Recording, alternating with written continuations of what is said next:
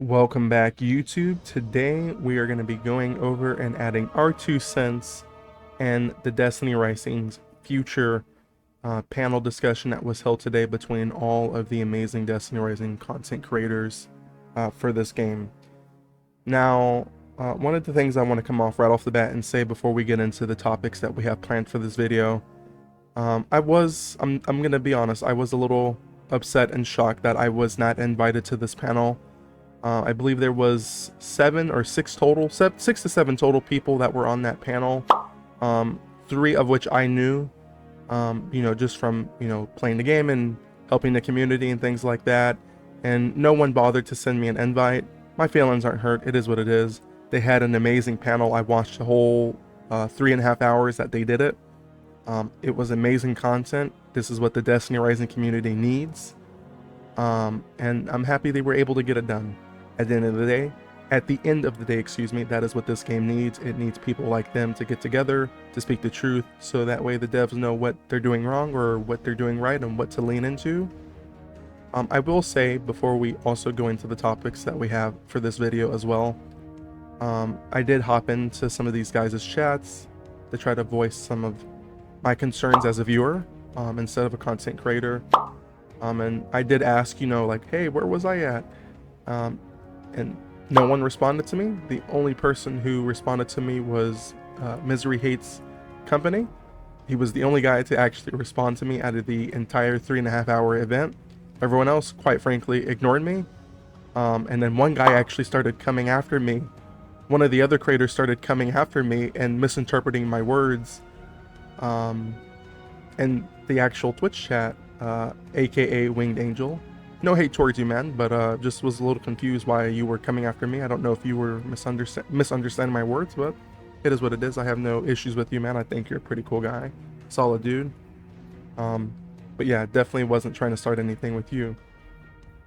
But with that being said, we're going to go ahead and jump in and go over every topic or some of the topics that were discussed there in their panel. And I'm going to go ahead and add my 2 cents in, as well as some of the people from my Destiny Rising community and my Discord, and we'll pop some of the questions up on screen, and we'll pop some of the Discord questions or Discord responses from these people in the community up on screen as well, so that way you guys can see exactly what these guys are saying, and we'll go into our little talk about it and just kind of share our 2 cents on the future of Destiny Rising.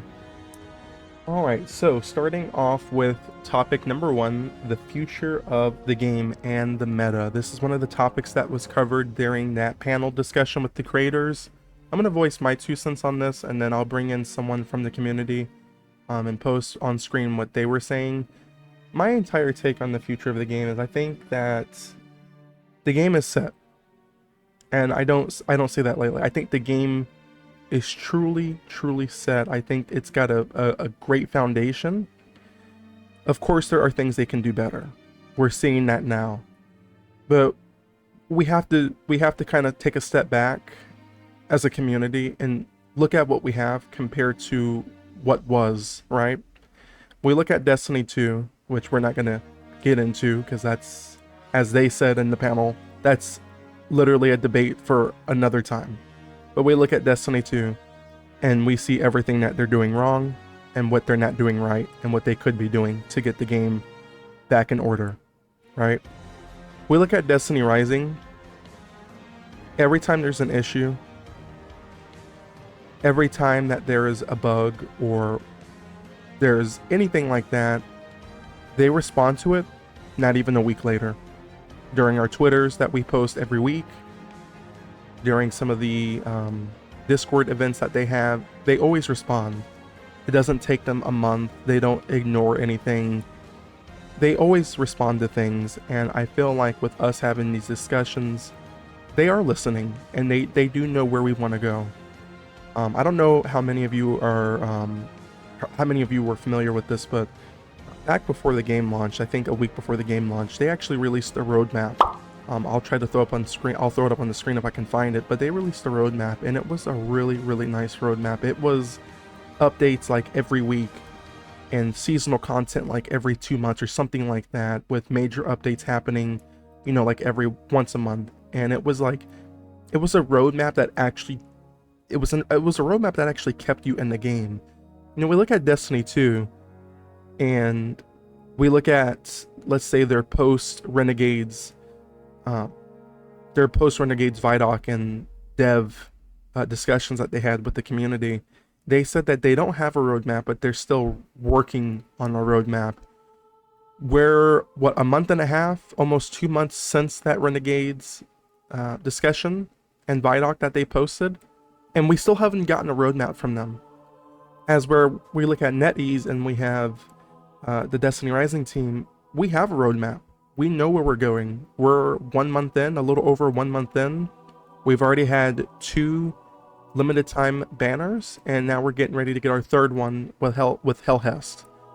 And of course with Hellhest, we're going to get another story character line, things like that. Now I know there's controversy on should there be or should there not be story for individual characters. I quite frankly don't mind. I love story, I love lore. I come from Destiny 2. I would do anything to play anything PvE related.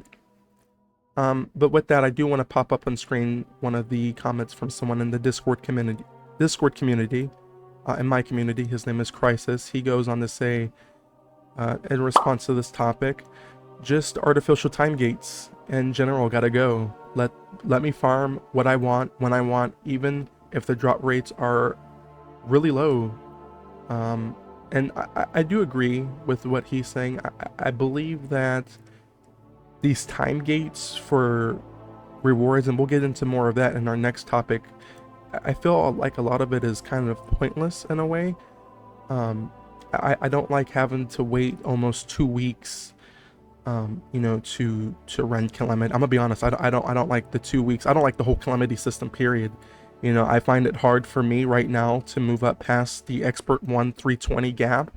I feel like this map is terrible. I feel like there's not enough ads. I feel like you've got to run Ningfei in order to really optimize the speedrun aspect of it, and I really don't like that. I don't like how Ningfei is the only one that has this movement tech to be able to glaze through and to have any hope at beating an Expert 1 or even Master or whatever else is after what I'm on. I really dislike that. And so I think we got to bring the time gates down for everything, and I'm talking Expanse, I'm talking Calamity, and everything else. We need to have it at least on a weekly basis. In Destiny 2, we were all accustomed to the entire, you know, every Tuesday, that was reset day, right? That's when we logged on, we got back on, that was our refresh for all of our activities to get back in and run things. I think we need to do something similar like that in this game on our Monday resets, where everything resets. Let's have everything on one reset. You know, let's have everything on one reset, and let's grind the entire week. Even if you don't get the score, even if they don't do anything about the score or any of that stuff pertaining to the leaderboards for Calamity or anything like that, at least it's every once a week, and we can still fight for those promotion zones so that way we are at least getting something when we log in every reset, and it makes our time feel a little bit more valued. Of course, some may disagree, but that's just kind of on the stance that I'm on right now. At least it's a step in the right direction. Of course, there could be ways to improve that, or, you know, what have you, but that's just kind of where I'm at right now. All right, going over another one of my members from my community, Greeny. He states that I want Haven to have more opportunities for interactions. There's no way to use your mic on a local channel. I want to meet people casually. I want to do soft roleplay like I'm my guardian, like in those videos made by the community. I want to feel like I'm not alone. So I'm gonna be honest, I really don't care too much about, I guess, like local chat. I mean, I'm not saying I'm not opposed to it. I'm not really concerned with like proximity chat right now, which is what I think Greeny is getting to here from the community. I do think it would be a great idea, but I'm not concerned with it as of right now. I think we have bigger fish to catch right now, and proximity chat is just not one of them. But I do agree with his overall comment, though. I believe if we give the community more ways to communicate with one another, I believe that's going to spark even more friendships in the game, create an environment where more people want to farm things with each other. And to that point, I can agree with him 100%. How they do that, is that going to be a local proximity chat type of thing? I don't really know. I will say we do have a casual chat that is built into the actual game, and I know there's lots of people that's always talking on there. Sometimes there isn't anyone talking, and so of course we have the mentor channels and things like that. Not everyone who plays the game, actually, you'd be surprised, has a Discord or is in the official Destiny Rising Discord server. And so there's people who rely off of these match-made activities, or people who actually are looking for people like me who host these, I call them helps, I don't go by carries on stream. And so they come in and they build a relationship with me, and they join my community. They make a Discord, they join my community, and then they have a whole other audience of people. And so that's one way of doing it, but of course, you know, maybe an attempt or a way from Destiny Rising's end to further amplify that would be, you know, amazing, or maybe a step in the right direction. But with that, we're going to go ahead and move on to topic number 2, which is one of the other topics that was covered in the official creator panel that they hosted today, which is poor material income with everything costing so high. And boy, oh boy, do I have a lot to say. This is actually insane. And this is where we're going to tie a lot of the calamity talks that we were just talking about into this. If I recall, if I did the math, and I think someone in the panel said this as well, I believe it cost 18 incandescent cluster, or the little incandescent cluster things, to fully max out a guardian, right? A hero, a unit. It takes 18, and it takes forever to get those. There is no other way to get those things unless you are playing Calamity, and unless you are ranking up or hitting the promotion zones. And right now, for some of these free-to-play players, people who aren't spending money and railing on the game, it's ferocious. Like, I'm trying to get my Tan 2 up right now. I'm on this mission to get all of my main units up to 70k, and I'm hitting these roadblocks where I can't even get the incandescence clusters. I'm having to wait till next week. At the time of this video going live, I'm having to wait till next week, after coming off of a weekly reset, to actually go in and get 6 more. I'm not even going to be able to get enough to get my weapon mastery up to level 5 phosphorus to be able to have that ability. I have to wait another 2 weeks after that, because I don't think I'm going to be able to actually go in and compete for a rank up to get past the score threshold limit. And so I think Destiny Rising needs to look at everyone that, and hear everyone that was in that creator panel, and really take what they said to heart, and take what I'm saying to heart as well.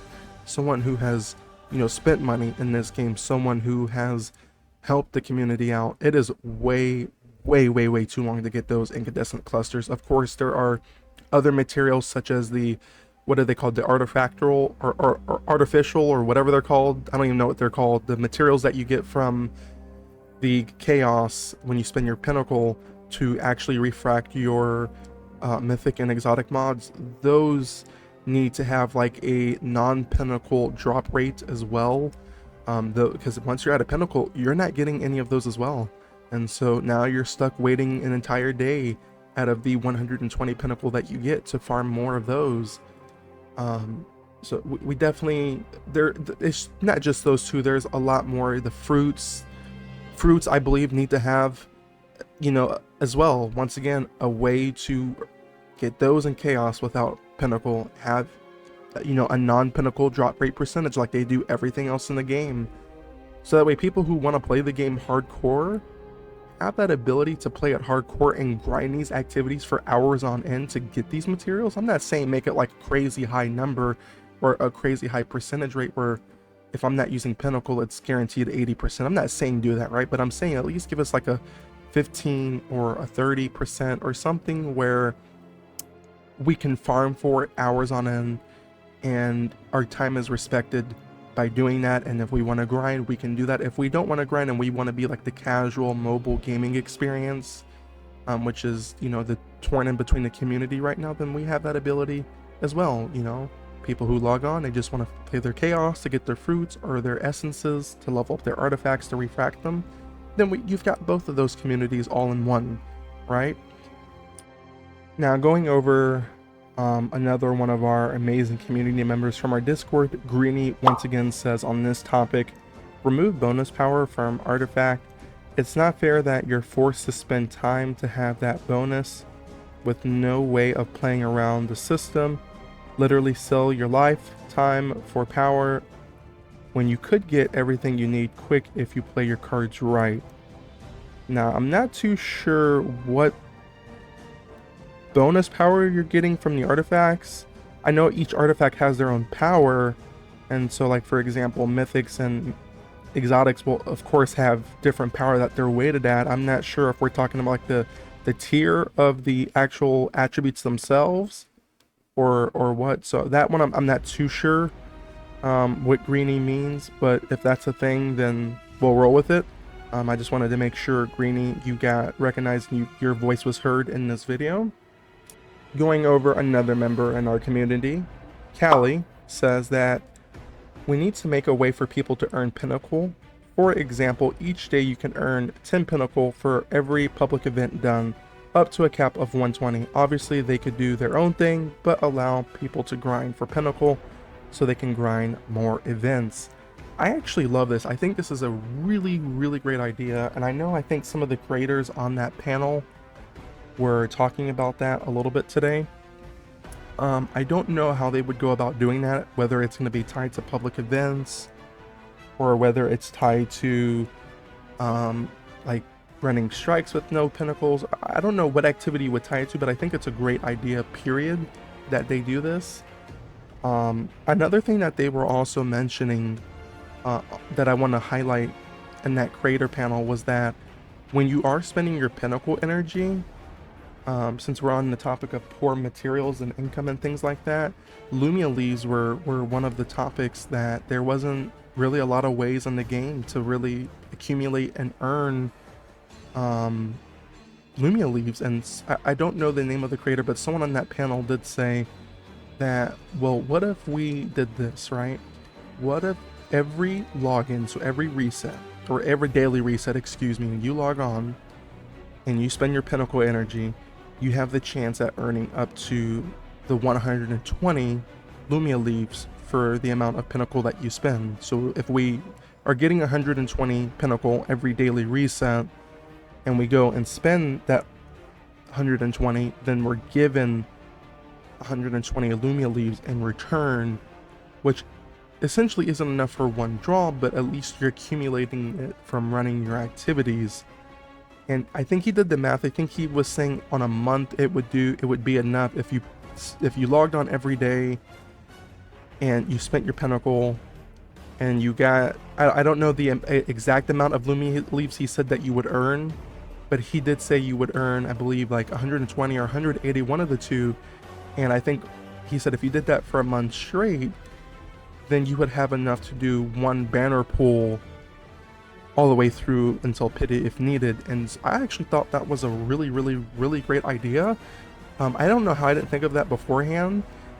So shout out to whoever that creator was on the panel that said that. That was actually an amazing idea. I actually can get behind you and Callie 1000% on that.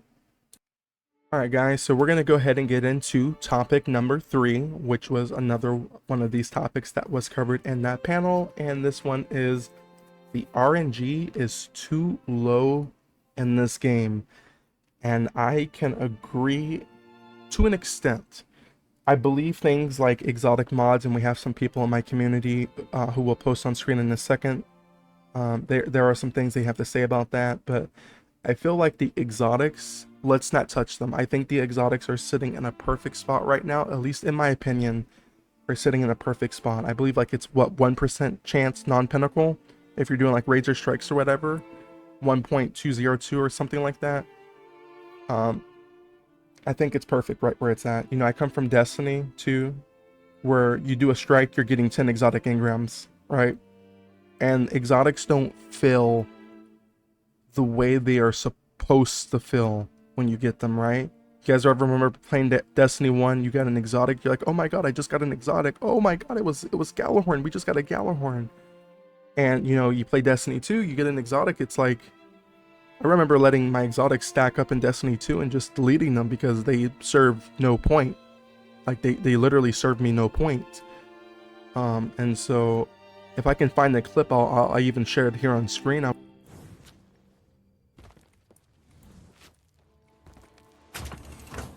Oh, I got Hero Apparent! Oh my god!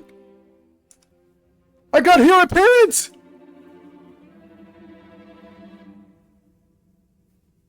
Oh my god, I got Hero Apparent, guys! I got it!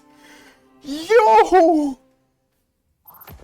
I got Hero Apparent! This is crazy! So I clipped this!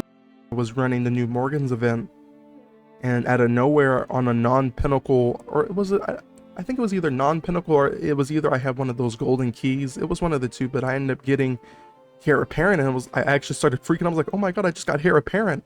I've never used Heir Apparent in Destiny 2, but like maybe an hour maybe an hour of using it when it first launched just to see how it worked.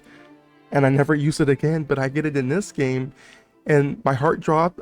It was skipping a beat, and I was excited I got an exotic. Like, that's the type of, you know, that's the type of like love you want to have for the exotics, the amount of hype that you want to have when you get one. And so I think on that note, exotics are fine, but RNG in terms of things like exotic mods and others are terrible. And so we are going to then now highlight another member of our community, the last human, I believe is his name, the last human from our amazing community.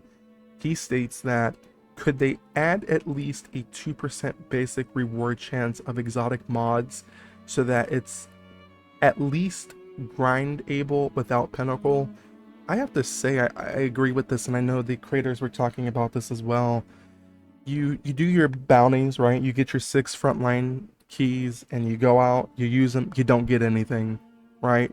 You go out, you use your master keys for whether you're doing a GM or master, you don't even get the right exotic mods, and if you do get one, it's got the wrong perks, or it doesn't have the perks at all for your weapon that is on that exotic mod. And so, you know, it comes to a point where like you're not going to switch the perk you're using on your weapon, but this exotic can't roll with that said perk. I'm just going to run whatever exotic mod here just because it's going to give me more power than what a mythic would run. That's essentially what we're doing at this point. And the fact that you can't even earn them like you should be able to is just, it's disastrous. There's only like 2 ways to get them, and the 2 ways you can get them are like locked behind weekly resets, and it's just terrible. Crisis in our community actually comes back to respond to the last human and says that give it the same drop chances as an exotic artifact, and I actually think that's a great idea. I think that, and actually adding more ways to, like Human said, to actually earn it without having those set keys, whether we're farming you know, a GM strike without a key, or if we're farming, you know, a heroic strike, or just something, you know, that's something the devs can determine, but just give us a way to earn it without pinnacle, right?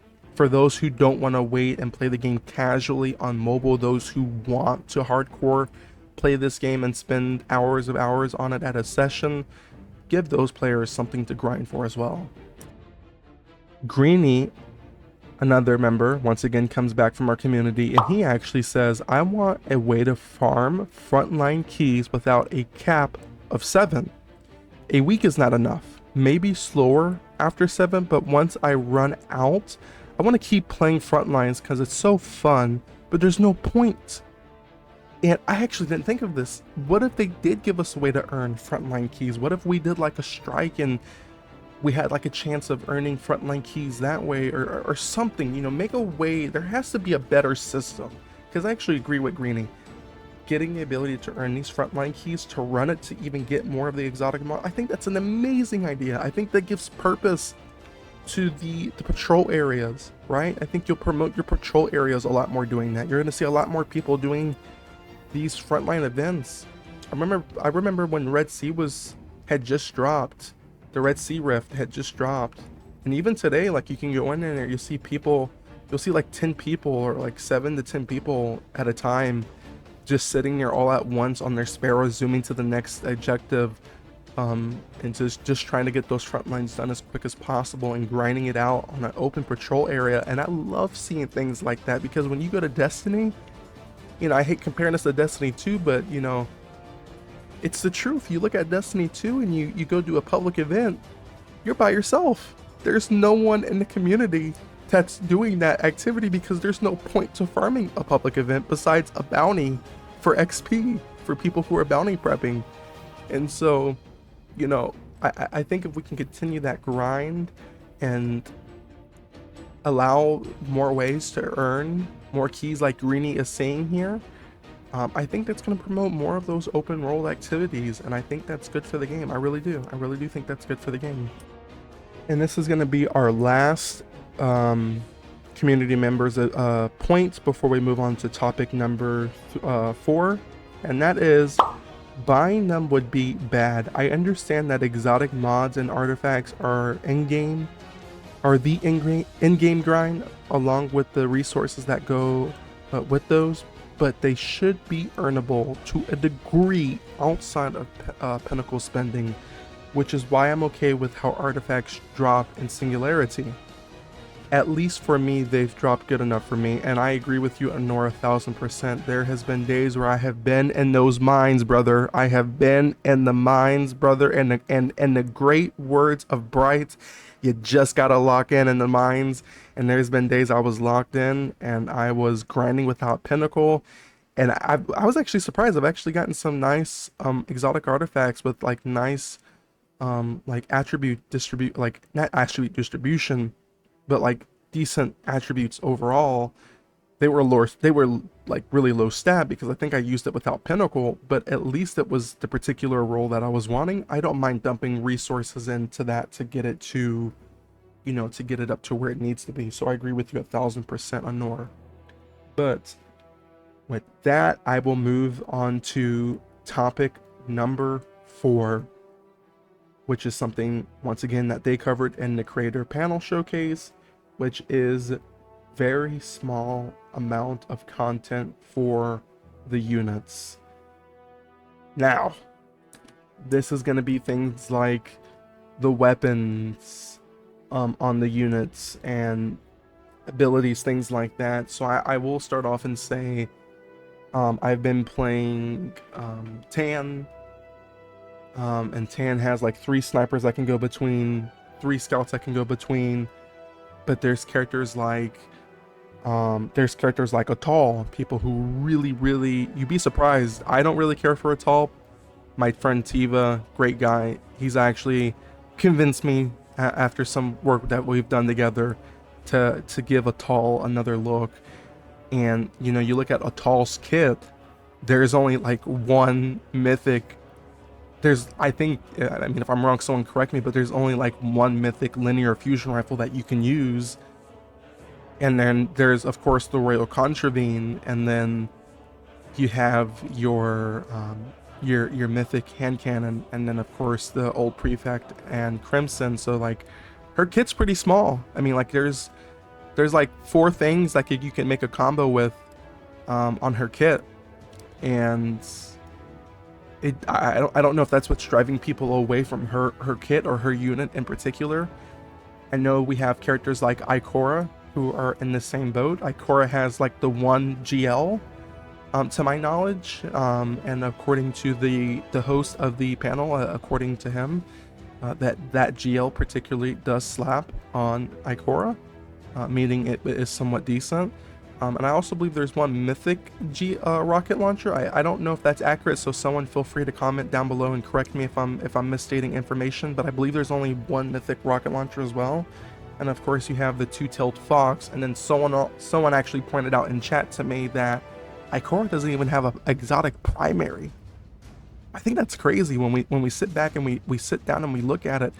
I think every character in this game and every unit in this game has an exotic primary, including Shuan Wei, who was another like not so much looked at character with Jotun, but Ikora doesn't have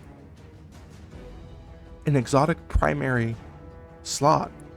And it's actually crazy because when you think about it, most characters actually have at least one, or most units actually have at least one exotic in either slot.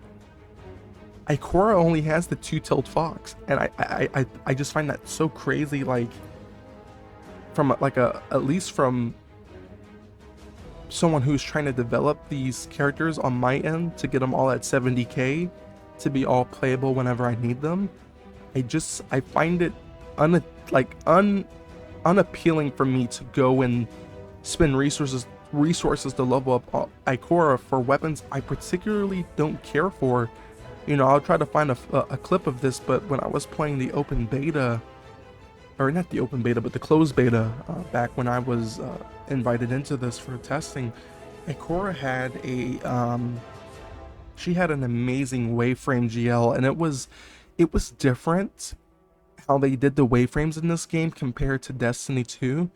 The waveframes in this game actually have like impact damage before the waveframe actually procs, and I think that was the coolest thing ever, because if you come from Destiny 2, like you shoot something, like you shoot a waveframe at someone, it doesn't do like that impact. It actually like touches them and then it goes to the ground and creates the waveframe.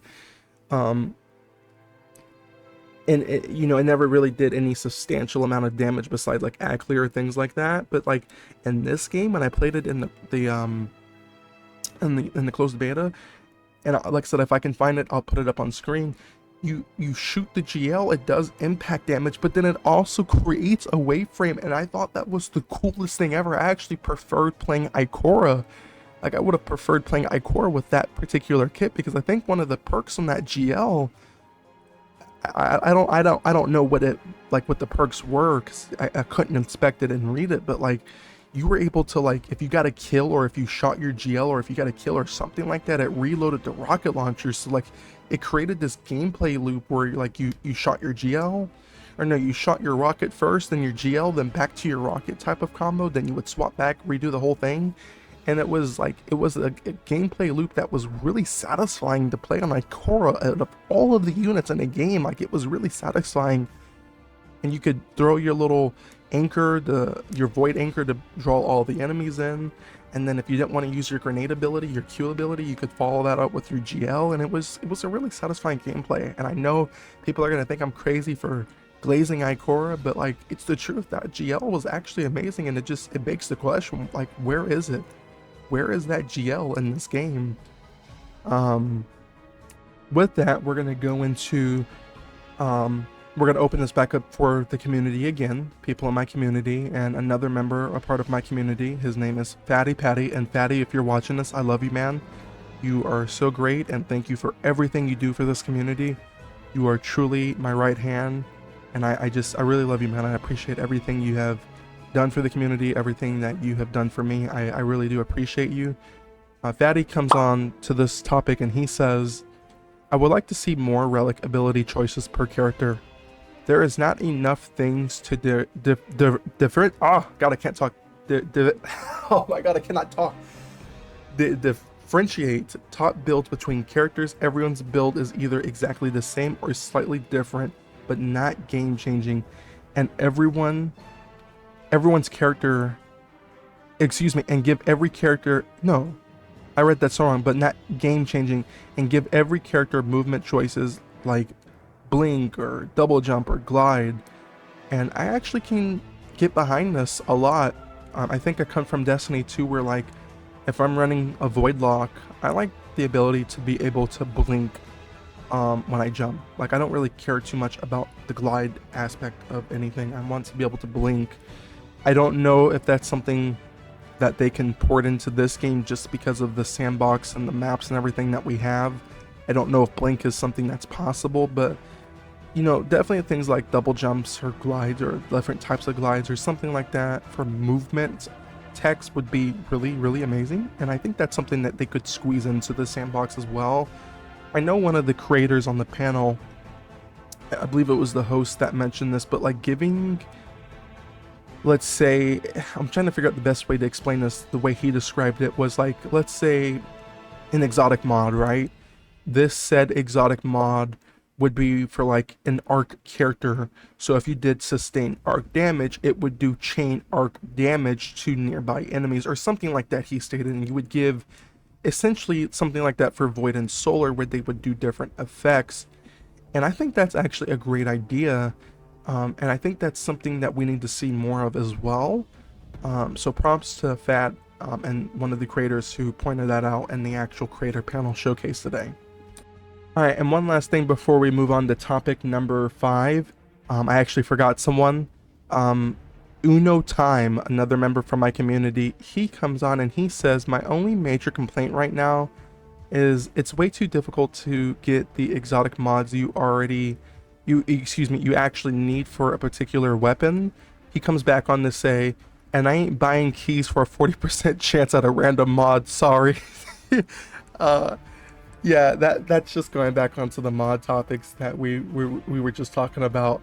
I just wanted to make sure I included him in this video, and I wanted to make sure I could voice as many people's voices into this as possible, so that way, you know, Destiny Rising can see this and see that there's people in this community who want to see a change for the betterment of this game. But with that, we're going to move on to topic number 5, which once again was another topic that was covered during their creator panel showcase today, and that is terrible event rewards. I gotta agree, guys. So we've had 2 events to my knowledge. I may be missing one, but we've had 2. No, we've had 3, because they dropped the onslaught when they dropped it. There was like a week's event for that. We've had 3 events in the game so far. I like 2 of the 3 events, I think. And I kind of disliked the last one we just had. I think Onslaught, when they dropped it, was amazing. I like how if you didn't do it that first week, you didn't get the emblem. I do wish that my only criticism to that would have been the after the fact, right? So people who beat it within that 7 days to show like that week 1 completion, I wish they would have had not only the emblem that we got, but an emblem to also signify that we did it during the 7 days. But for people who come in after the fact, who are new lights or anyone who didn't get a chance to run it during the 7 days, I wish that there would be an emblem for those guys who were like, hey, I just came in, I'm a new light, I just beat the onslaught, the gauntlet onslaught, here's this new emblem I just got. You know, so that way it shows like, hey, this is a new light who is rocking this emblem. He just beat the onslaught, but like, let's do a little bit of a flex, right? Let's show them our 7-day emblem that we got, you know? So that was like my only criticism to that event. And then of course we had the Eclipse raid that dropped. That came with some controversy as well, with the whole leaderboard, paying the boosting and all that other stuff. My only take on that is that it sucks for me, because I wanted to do leaderboard chasing, but I realized like NA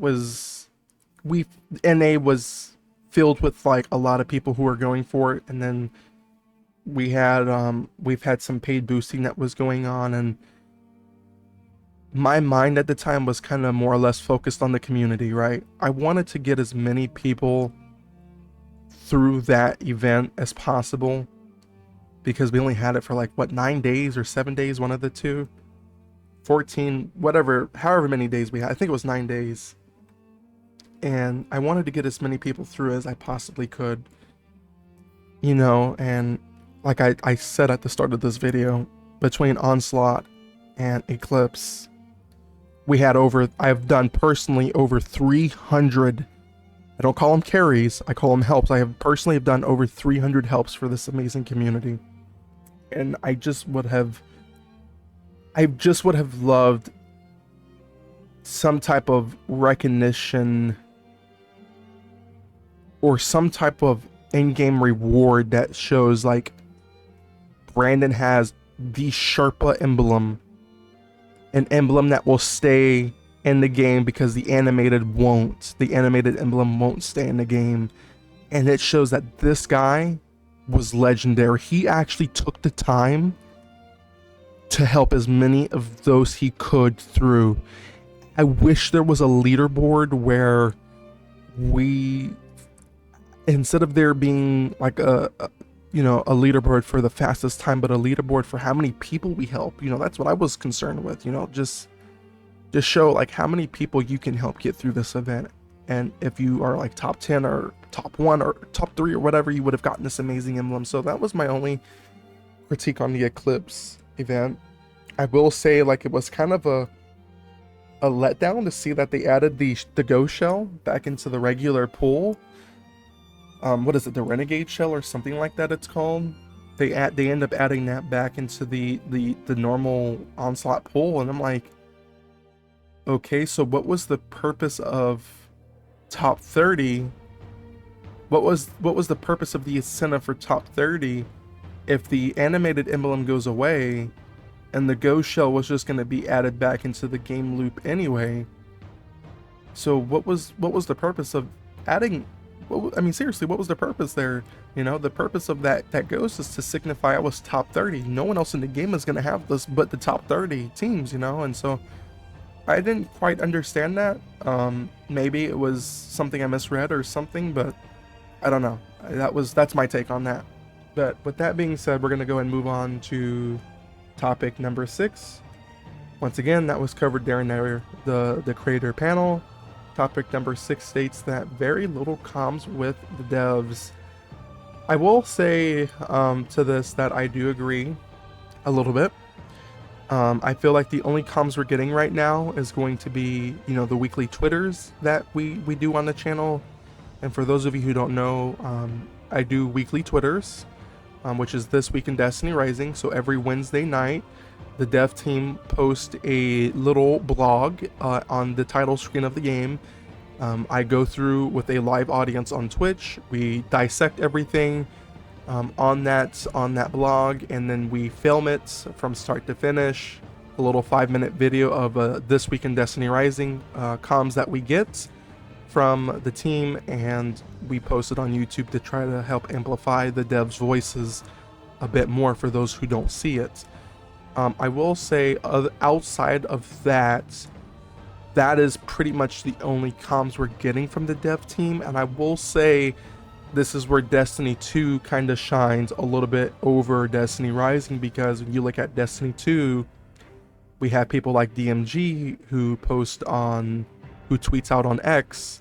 We have the official Destiny 2 team account who tweets out on X as well. Then we have the Bungie Help handle that posts, as well, with different updates or downtimes and things like that. And so, my point is that we have all of these different outlooks that are official to the game that are sharing, oh, we hear you on this, we're fixing this, or we're adding this, or we understand that this is broken, we have a plan fix for this there, or a little bit more of a touching on the roadmap that, they mentioned or whatever. Just it's things like that Destiny 2 shines over in terms of the communication that Destiny Rising isn't necessarily doing.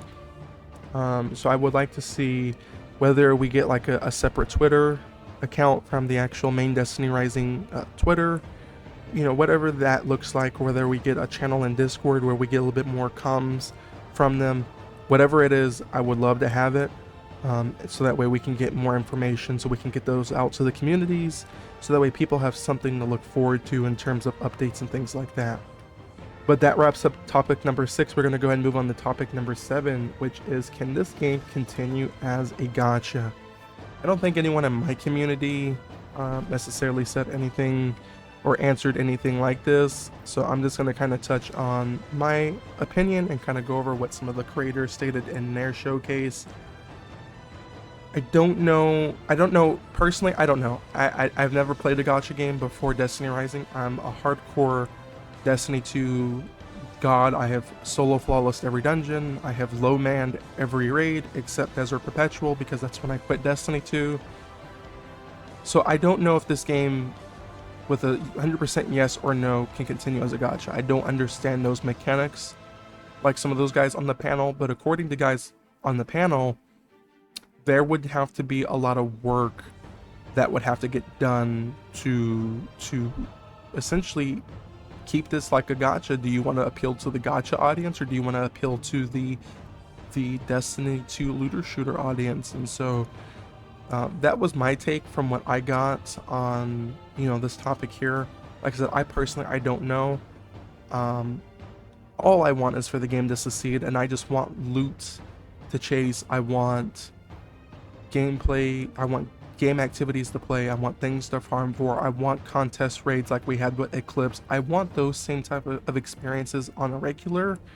And if we get that, then a person who left Destiny 2 and is now maining Destiny Rising, I'll be happy with that, because that's all I want. Now, moving over to topic number 8. Challenging activities are not rewarding more than mindless ones. Once again, oh, actually, before I get into topic number 8, I'm sorry. I wanted to add one more thing about topic number 5. I skipped right over the Morgan's Hunt and Sparrow Racing event. I meant to correct myself. We have 4 of the events. We have 4 events total, and the Morgan's Hunt, I think, was great, but I think after you got your 15 keys, it was pointless. And then the Sparrow Racing one, I don't even know what that... I think that's a joke. They give you 3 reward options to choose from, and they're all a joke. Like, literally, you get 12 of the essences, so that's enough to refract something 6 times. Like, it's not even enough to go to pity on what they give you. But anyway, I just wanted to highlight that real quick before I moved into topic number 8. Now, topic number 8, challenging activities are not rewarding more than the mindless ones. I don't know. I agree with this to an extent. I feel like, once again, you go in and you run a master activity, and you're still only getting a mythic weapon and some parameters and things like that. But then you can go do a strike that takes less than 2 minutes, a sub 3-minute run to do, and you're getting the same rewards consecutively with higher chances at getting exotics, because you're able to complete them faster than you would things like master content. So I definitely agree. We need to bump up the rewards, both in terms of pinnacle and non-pinnacle, and even keys, for that side of the content there. I would also argue that we need more keys as well, because the way they're distributing these keys is quite literally dumb. I hate that we have to spend Lumia leaves or silver, but it is what it is. Going on to number 9, topic number 9, terrible rewards for milestones. Yeah, I agree. I feel like Acclaim is at the center of attention here. I feel like you get these upgrades for Acclaim, and they just don't do anything. I feel like you're better, like, I don't know. I don't know the math on this. I didn't do, like, actual hardcore testing on this, but, like, even when it comes down to, like, exotic artifacts, like, I don't see where these, you know, I just don't see where these milestones that we're apparently unlocking is coming into play, you know? And I don't know. I don't really have a lot to say on this particular, you know, topic. It's terrible. That's all there is to it. I will mention one of the members. It doesn't answer the topic completely, but a member from my community, Briggs, states that grant a decent chance at getting the artifact. Oh my god, I cannot talk. Artifactual essence when grinding chaos without pinnacle energy. Anything is better than nothing. I imagine that would massively increase out the pinnacle farming. That would massively increase out of pinnacle farming somewhere between 5 to 15%. And I agree. I think we need to be able to get these artifactual. I think we need to be able to get these artifactual essences without pinnacle. Like I was saying earlier, I find it ridiculous that we only get 120 pinnacle energy a day, and you know we only get so many. What's the point of farming mines if we can't even refract after? You know, even if we can even if they don't allow drops for the artifactual essences, at least add a way if we dismantle mythic mods, we get it, right? At least add that. So with that, we're going to touch on our very last topic, which is maybe a controversial one, but this is one that they covered in the actual creator debate, and that is topic number 10, our last topic for this segment, which is, let's go into details for the hardcore gamers and the mobile gamers. And so I will provide my opinion on where I stand on that, and I will share some of my community, some of the members of my community, and some of their voices on this matter. And Destiny Rising, I hope that you guys would make the right decision for all of us on this. My opinion, like I said earlier, I come from Destiny 2. My heart is wanting to grind. That's all I know, right? For 11 years that I've been playing Destiny 1 and 2, that is all I've done is grind. And so when you introduce a quote-unquote Destiny game, there has to be something for us Destiny players, right? There has to be grinds. There has to be things to chase for. There has to be. Even if we don't have the pinnacle, there needs to be things we can chase, right? I don't care about, I don't care about the casual side. I want to, actually, let me take that back. I do care about the mobile side, but I also want something for people who, like me, who want to just hardcore play the game and chase something. That's what I want, right? That's what I want. Are there ways in the game now? Yes, but I would like to see it elevated a little bit more. So with that, I want to go ahead and share maybe another side, or just some of the members in my community who feel something different than what I do. And we're going to start off with one of my Lord's best, one of the amazing people in my community, Revoker. He says, I am not complaining at all about the stuff to do in the game. There is a lot of stuff you can do in the game, but most people do not interact with most of it because they are only going to do the content that gives them what they want. It is, excuse me, let me reread this again. Interact with most of it because they are going to do the content that gives them what it is they need, and for most, it is exo cores, or I'm assuming exotic cores. Then it's off to grind artifacts or 1% exotic drops, or God forbid they go touch grass. Revoker actually goes on to say in a previous message that I think the issue is that a lot of the people that are leaving Destiny 2 came here and expecting a Destiny 3 level game, and this is not that. It is a mobile game that is meant to have you grinding all day. It is not meant to have you, it is, oh my god, I'm reading this so wrong. Let me reread this. I'm dyslexic at reading on a small screen. I think the issue is that a lot of the people that are leaving Destiny 2 came here expecting a Destiny 3 level game, and this is not that. It is a mobile game. It is not meant to have you grinding all day every day. On top of that, it is a gacha game. The game is fun, but there is no reason to grind the game out once you complete your daily, weekly stuff. We will not be getting any game mode that is worth grinding all day because they have to cater to the casual audience as well, and that would make the people that have no life just that much further ahead.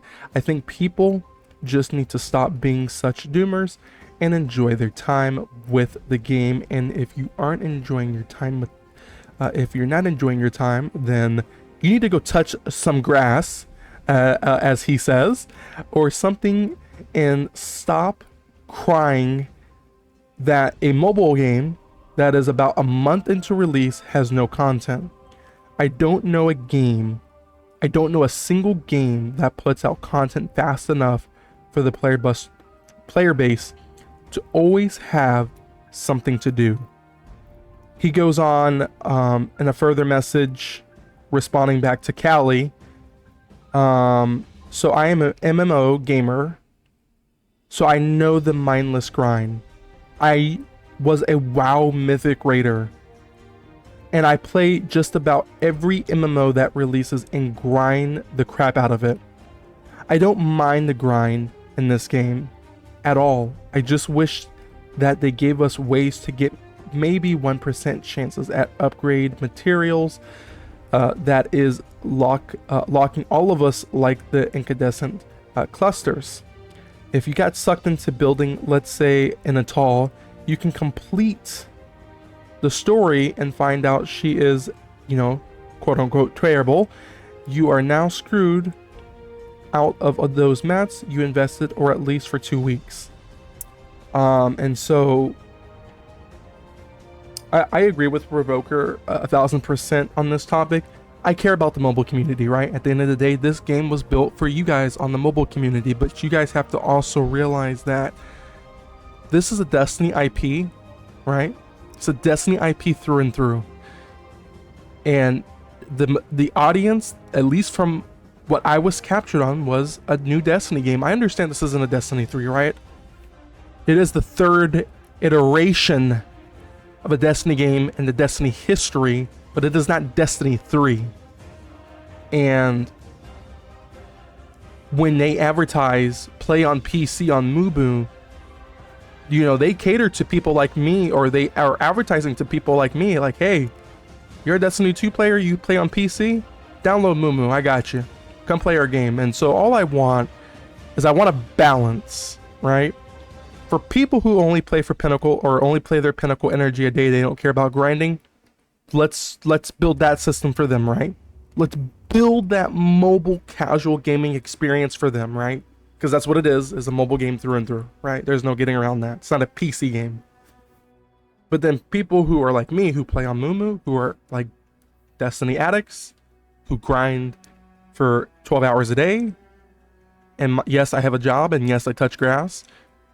Let's give them some low drop chances, or let's give them something that makes sense to grind for as well, for people who do want to partake in that, you know. And I think that's the moral of the story here to this topic, is we need to have a balance between the mobile casual gamers who just want to log on, spend some Pinnacle, you know, maybe go for an occasional seal here and there, and that's it, right? That's all they're here for. But then people like us, let's get that grind going, you know. Let's give them a little something on the side. How you balance that, I don't know. Can you balance it? I don't know. All I know is that that's what we need. That's what we need, right? One last thing that I will touch on, and then we'll wrap this video up, is from another member of my community. His name is Fat Chosen. Fat, thank you. I want to give you a personal thank you before I go into your comment. Thank you for coming in the other day, doing some runs with us. I appreciate you. I think you were the one that helped me get my Conqueror seal in Destiny Rising, so thank you again for the runs. I appreciate you. But Fat Chosen goes on to say two things. First, give NetEase's team some time to work on the game. This is their first time tackling Destiny, and no game launches perfectly. Second, I've seen a lot of players complain there's not enough to do once you're out of Pinnacle energy. Personally, I haven't even done everything yet, and I've been playing 11 plus hours a day and spending quite a bit on the game. I have to really say I agree with that. I agree with Fat Chosen here 1000%. I will say I think this game launched perfectly. I'm gonna tease a little bit here at Destiny 2. At least we were able to get into the game day one without there being queues to get into the game. So I will say, in conjunction and opposite to his comment, that I do think the game launched perfectly. I think what we're in now is sort of like a quote-unquote content drought, which I don't think that we're in a content drought. I just think that we're stuck on materials to progress our current content, I think, is what I will add to that. And I have to agree 1000% on his second point, though. that, you know, you see people complain, but there's a lot of stuff to grind. There really is. There is so much to grind. The exotics, the artifacts. I guarantee everyone watching this video does not have a set artifact or a set build of artifacts for all of their characters. If you do, congrats, but I highly doubt anyone does. At the time of this video, so October the 4th, excuse me, October the 3rd going into the 4th, excuse me, it's midnight. No one has on any of their units max artifacts or stacked artifacts. I guarantee you no one does. So in the meantime, guys, while Destiny Rising fixes the game, fixes the balancing, go farm some artifacts. Go hit the mines, brother. That's what our community says. Our community says go hit the mines. Lock in. Go hit the mines. Go hit them. Grind. If you don't want to do that, fine. Go farm some exotics. I guarantee on those same units, guys, I guarantee you guys don't have tier 3 catalysts. Now, granted, I get it. The photons or whatever they're called, I get it. Those are a different story. I know. But at least let's start building those copies up, right? In the meantime, they will fix, you know, the grind and other stuff on the back burner while we go farm for the stuff that we need, you know? There's things that we can be doing now while they fix some of these, you know, pertinent issues. And so with that, guys, that is going to wrap up this video. I want to say that this is the first time I've ever done a video like this, especially talking for an hour straight. And I only felt compelled to make this video because, like I said at the very start of this video, I felt like I should have been on that panel to go the full 3.5 hours with everyone else. You know, I have served this community through and through, and my motto has always been for the community. I lost leaderboards, or I didn't get the chance to do leaderboards for Eclipse because I wanted to make sure every one of you guys that's watching this video had a chance to get the Eclipse done, that you had the chance to be a part of an amazing Destiny Rising community. And so I just, like I said, I felt a little, you can say I got my feelings hurt or whatever, but I felt like I should have had a spot on that panel. And I don't, like I said, I don't have issues with anyone on that panel. I think Polaris is an amazing creator. We need people like Polaris in the community, guys. I'm not talking down on no one, right? I'm not talking down on any of them. I think what they did today was amazing. We need conversations like that in this community, guys. We do. It's the truth. Just because I didn't get invited, that doesn't mean anything. We need community. We need those talks from the community. And so props to Polaris and whoever else, you know, put that together. Because that's what it needs. You know, I want this community to succeed, because if this community succeeds, we get a game that's going to last several years and is going to bring us amazing content to enjoy. So Polaris, and to all of the amazing creators, G-Shun that was out there, I know Misery was out there, Joe Nova was out there, Unknown Destiny Rising was out there, Misery was out there. Props to you guys for getting together to get those done. Like I said, I know some, I'm not gonna name drop anything. I know some of y'all personally. You know, I came in to help some of y'all on some runs. I wish that you guys would have at least brought me up to Polaris or whoever it was that hosted this event, and at least just say like, hey, you know, can we consider getting Brandon here?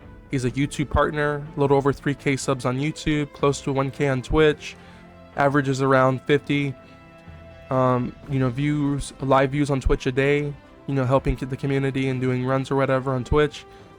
I would have loved the opportunity to come on, but it's no big deal. My feelings aren't hurt. I'm just stressing that I would have loved to have a spot there, and so I wasn't there. So that's why I'm making this video, for all of us here in the community to respond to some of the topics that you guys were discussing. But I will say once again, One Winged Angel, I know that you came after me in the chat. I'm not sure why you came after me in the chat. I have no ill will or beef with you, and I do apologize if some of my comments came out negative. That was definitely not the intent, for any of that to come out negative. I just was simply stating that you know, I would have loved to have been there. So, like I said, I wasn't coming after you, dude. No need to have a beef with me or talking about taking it to DMs or any of that. I have no beef with you. I think you're an amazing creator. I just think maybe my message got lost in the translation of what it truly was meant to be. But with that, guys, that is the wrap of this long video here. As a reminder, we are always live streaming this game over on our Twitch channel at Lord Brandon 10. We have an amazing Discord Destiny Rising community. If you would like to join that, it will be the first pinned comment down below, as well as the description, down in the description, which is where my Twitch and Discord link will be. And with that, guys, thank you all for the amounts of love and support. We'll see you guys in the next Destiny Rising video. See you guys next time. Peace, everyone.